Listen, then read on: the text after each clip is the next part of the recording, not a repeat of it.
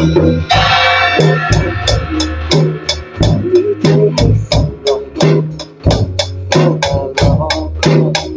ียงเธอบอกรักมา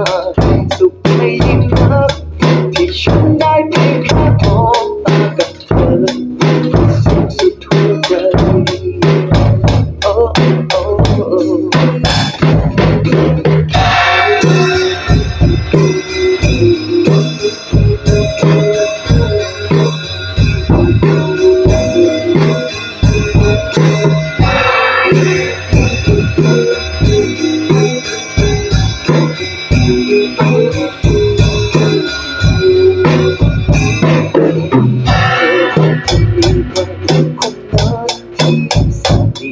ส่วนฉันคนนี้ก็คงจะเศร้าใจ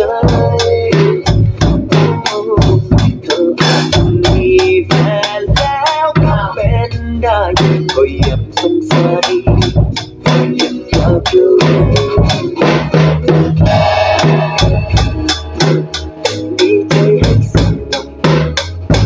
เธอมารอคอยเพียงเธอบอกรักสุขใจยิ่งนัก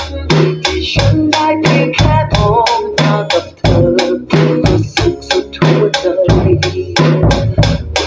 สุขสุดหัวใจโอ้เย่